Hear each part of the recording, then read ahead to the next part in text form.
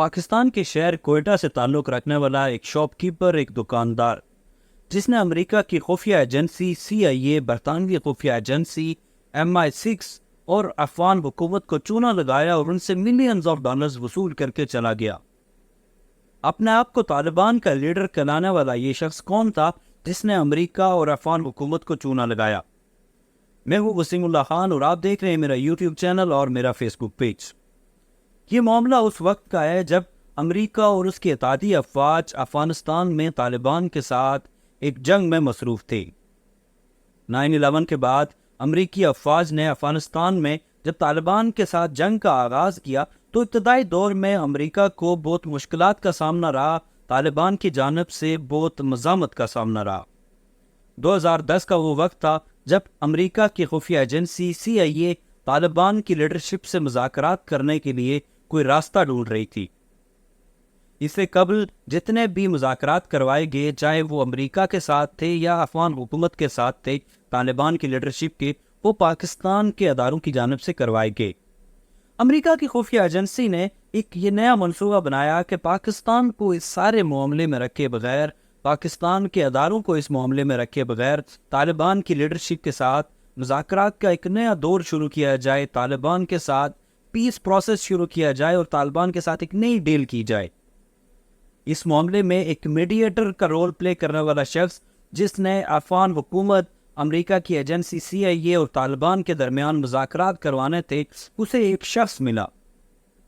یہ شخص خود کو طالبان کا لیڈر ملا اختر منصور ظاہر کر رہا تھا۔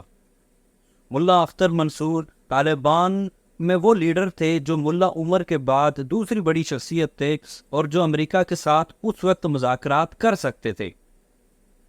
جب امریکہ کی خفیہ ایجنسی کو اور افغان حکومت کو یہ خبر ملی کہ ملا اختر منصور ان سے مذاکرات کرنا چاہتے ہیں تو ان میں ایک خوشی کی لہر دوڑ گئی کہ وہ بات جو ہم کئی مہینوں سے چاہتے تھے، کئی برسوں سے چاہتے تھے، وہ اب ہونے کو ہے۔ اس سارے معاملے میں پاکستان کو بائی پاس کیا جا رہا تھا۔ پاکستان کا جو پچھلے کئی سالوں سے اس جنگ کو لے کر امن کے لیے جو کوششیں تھیں، ان سب کو بائی پاس کر کے امریکہ کی خفیہ ایجنسی اپنا طور پر طالبان کے ساتھ ایک نئے مذاکرات شروع کرنے جا رہی تھی۔ خود کو ملا اختر منصور کہلانے والا یہ شخص قندھار میں موجود تھا۔ امریکہ کی خفیہ ایجنسی کی جانب سے افغان حکومت کو اس سارے معاملے کے لیے، مذاکرات کے لیے، میٹنگ کے لیے انتظامات کرنے کا کہا گیا۔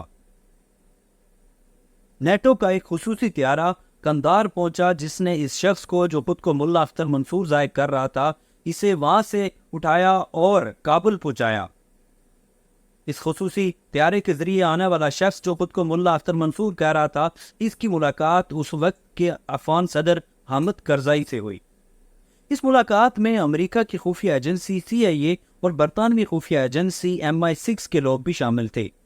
مذاکرات کے اس ابتدائی دور میں امریکہ کی خفیہ ایجنسی اور افغان حکومت دونوں اس پریشانی میں مبتلا تھے اور اس شک میں مبتلا تھے کہ یہ شخص شاید کہ ملا اختر منصور نہیں ہے، کیونکہ یہ وہ وقت تھا کہ جب طالبان کی جو لیڈرشپ تھی، طالبان کی جو اعلیٰ قیادت تھی، ان کی تصاویر امریکہ کی خفیہ ایجنسی کے پاس، امریکہ کے پاس یا افغانستان کی حکومت کے پاس نہیں تھی۔ ملا عمر کی صرف ایک تصویر تھی اور ملا عمر بھی پچھلے کئی سالوں سے روپوش تھے۔ اس کے بعد افغانستان کے طالبان کی ساری قیادت ملا اختر منصور کے پاس تھی۔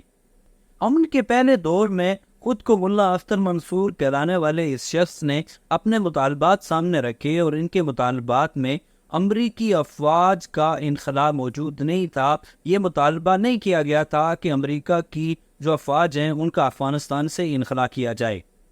اس میں بہت معمولی نوعیت کے مطالبات تھے، جیسے کہ طالبان جو اس وقت طالبان کے جنگجو ہیں، جو اس وقت امریکہ کے خلاف لڑ رہے ہیں، ان کو اس امن معاہدے کے بعد ان کو نوکریاں دی جائیں گی، ان کے خلاف ان کی گرفتاریاں نہیں کی جائیں گی، ان کے خلاف کیس نہیں بنائے جائیں گے، اور جتنے بھی طالبان کے لوگ، طالبان کے جنگجو قید میں، ان سب کو آزاد کیا جائے گا۔ امریکہ کے خفیہ اداروں، افغان حکومت اور طالبان کے اس شخص کا مذاکرات کا پہلا دور کامیاب رہا، اور اس مذاکرات کے پہلے دور کے اختتام پر ان خفیہ اداروں اور افغان حکومت کی جانب سے 1 ملین سے زیادہ کی $1 ملین سے زیادہ کی رقم اس شخص کو بطور تحفہ دی گئی۔ یہ شخص خوشی سے $1 ملین بھی لے کر آ گیا اور افغانستان کے ساتھ مذاکرات بھی کر کے آ گیا۔ مذاکرات کا دوسرا دور شروع ہوا۔ دوسرے دور میں امریکہ کی خفیہ ایجنسی کو یہ شک ہوا اور یہ بھنک لگی کہ شاید یہ شخص ملا اختر منصور نہیں ہے، لیکن اب امریکہ کے پاس کوئی راستہ نہیں تھا کہ جس سے یہ تصدیق کی جائے کہ آیا یہ شخص واقعی ملا اختر منصور جو طالبان کا لیڈر ہے یہ وہ ہے یا نہیں۔ اس کے لیے ایک قدم اٹھایا گیا۔ اس میں جو اعلیٰ قیادت تھی امریکہ کی انٹیلیجنس کی، انہوں نے ایک مشورہ دیا کہ افغانستان کی جیلوں میں جو طالبان کے لوگ قید ہیں ان کو ڈھونڈا جائے، ان میں سے اس شخص کو ڈھونڈا جائے جو ملا اختر منصور سے ملا ہو۔ افغان حکومت کے ساتھ اس شخص کا دوسرا مذاکراتی دور بھی اختتام پذیر ہوا۔ اس میں بھی اس شخص کو ملینز آف ڈالرز بطور تحفہ دیے گئے۔ یہ جو جتنے بھی اس کو پیسے دیے جا رہے تھے، یہ تحفہ تو شاید اس کو نہیں کہیں گے، شاید کہ امریکہ اور افغان حکومت کی جانب سے طالبان لیڈرشپ کا منہ بند کرنے کے لیے ان کو پیسے دیے جا رہے تھے، اور یہ ان کو شاید پیسوں کے ذریعے خریدنے کی کوشش کی جا رہی تھی۔ خود کو ملا اختر منصور کہلانے والے اس شخص کا امریکہ کی خفیہ ایجنسی اور افغان حکومت کے ساتھ مذاکرات کا تیسرا دور شروع ہوا۔ مذاکرات کا یہ تیسرا دور تھا جب امریکہ کی خفیہ ایجنسی کی جانب سے افغانستان کی جیلوں میں قید طالبان کے کچھ لوگوں کو لایا گیا۔ طالبان کے یہ وہ جنگجو تھے جو ملا اختر منصور اور ملا عمر سے ملے تھے۔ ان لوگوں کو جب اس مذاکراتی دور میں اس مذاکراتی وفد میں شامل کیا گیا اور بعد میں جب ان سے پوچھا گیا کہ کیا یہ شخص واقعی ملا اختر منصور تھا، طالبان کے ان جنگجوؤں نے کہا کہ یہ تو ملا اختر منصور نہیں تھا، یہ تو کوئی اور شخص تھا۔ ملا اختر منصور ایسے نظر نہیں آتے، ان کا حلیہ مختلف ہے، اور یہ شخص کوئی بہروپیہ ہے، یہ ملا اختر منصور نہیں ہے۔ یہ مذاکرات کا تیسرا دور تھا۔ مذاکرات کے تیسرے دور میں یہ شخص افغان حکومت سے مزید پیسے لے کر جا چکا تھا۔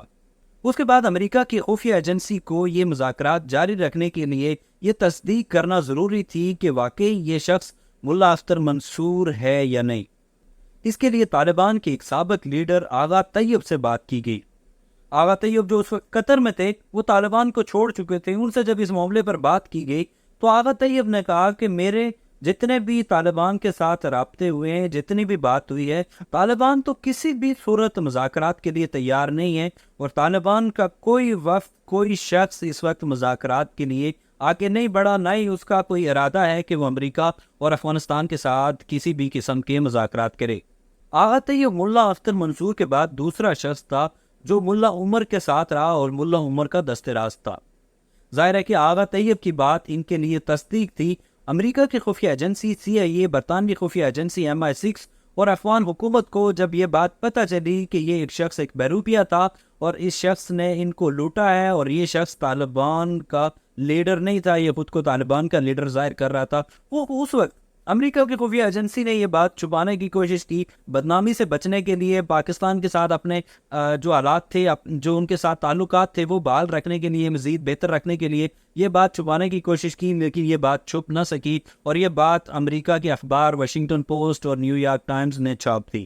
2010 کا یہ وہ وقت تھا کہ جب نیو یارک ٹائمز نے یہ خبر چھاپی، جس کے بعد پوری دنیا میں کھلبلی مچ گئی۔ پاکستان کے خفیہ ادارے اس معاملے پر آن ہو گئے، انہوں نے دیکھا کہ یہ سارا معاملہ کیا ہے، اور امریکہ کی خفیہ ایجنسی کیسے ان کو بائی پاس کر کے ایک مذاکرات کا دور شروع کرنے جا رہی تھی۔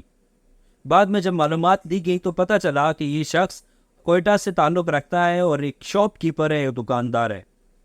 اس شخص کے بارے میں کوئی مزید معلومات سامنے نہیں آ سکی کہ یہ شخص کون تھا، اس کا نام کیا تھا۔ یہ ساری چیزیں پس پردہ ہی رہ گئیں، اور امریکہ نے یہ جو مذاکرات کا دور تھا افغان حکومت کا اور طالبان کا، یہ یہیں بند کر دیا، اور اس بدنامی سے بچنے کے لیے اس سارے معاملے پر مٹی ڈالنا شروع کر دی۔ لیکن یہ معاملہ چھپ نہ سکا اور میڈیا کی زینت بن گیا، اور امریکہ کو شرمندگی کا سامنا کرنا پڑا۔